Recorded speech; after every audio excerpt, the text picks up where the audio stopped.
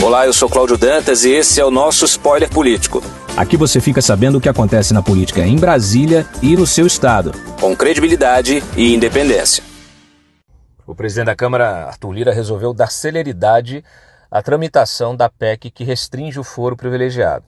É mais uma briga com o Supremo e eu já vou explicar para vocês. Bom, primeiro a gente precisa entender esse texto. Havia sido aprovado já no Senado e estava adormecido na Câmara. Adormecido não, estava engavetado, porque naturalmente não havia qualquer interesse em se perder esse foro especial por prerrogativa de função. Era melhor ter o seu processo nas mãos de um ministro do que de um juiz de primeira instância. Aliás, muitos alegavam que poderiam sofrer perseguição de juízes de primeira instância, que a gente sabe que são juízes mais técnicos, né? Porque o sujeito está ali porque fez um concurso, passou num concurso, está exercendo a sua atividade. A função se torna mais política quando ele passa a ter a influência, a precisar da influência política para ascender no judiciário. É o que acontece quando ele vira desembargador, que tem a mão do governador e a aprovação na Assembleia, e quando ele vira ministro de Tribunal Superior, que tem naturalmente a indicação do presidente da República e sabatina no Senado. Então uma justificativa que não parava de pé.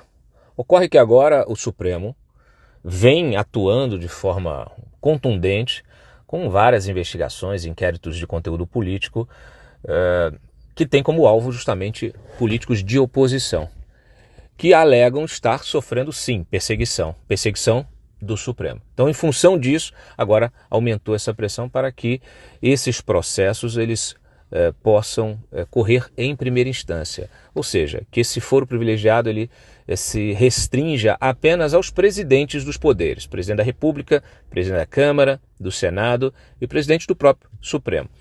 Os demais iriam todos para a primeira instância. A gente está falando aí de mais de 23 mil autoridades. Isso considerando todas as instâncias, considerando as esferas da federação, né, municipal, estadual e federal.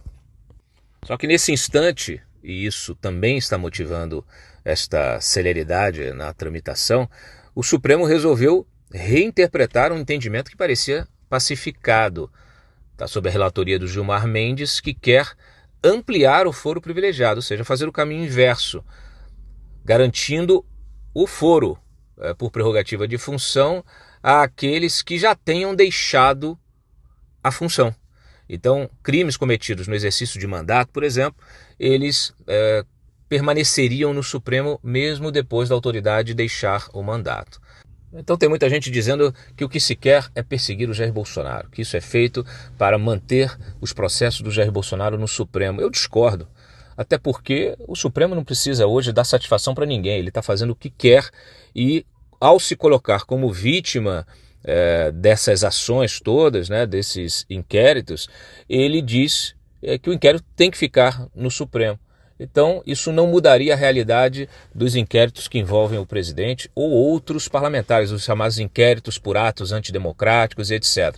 Porque o Supremo se coloca como alvo, né, destes inquéritos e diz, baseado lá no regimento interno, no artigo 5º, que justificou a abertura até do inquérito das fake news, ele tenta justificar a manutenção desses inquéritos no Supremo em função desse entendimento, que é um entendimento que me parece inconstitucional.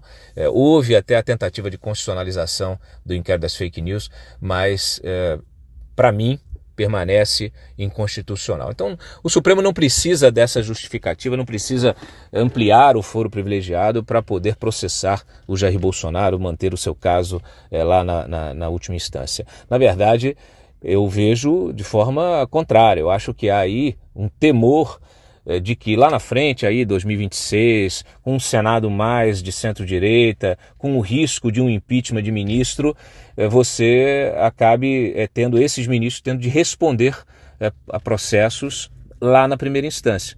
Então é mais uma tentativa de blindagem desses, né, do que qualquer outro objetivo. Uma tentativa de blindagem, inclusive para aqueles ministros que têm vontade de voltar para a política, ou de entrar na política, ou de ingressar oficialmente na política, né, embora alguns já façam política, mas ingressar oficialmente na política, então permanecer com essa blindagem do Supremo Tribunal Federal.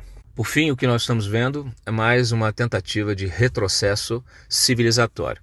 Eu espero que o Congresso atue de forma ágil de forma contundente e restrinja efetivamente este foro, este benefício, que é um benefício que inclusive me parece também inconstitucional. Afinal de contas, a lei deve ser para todos.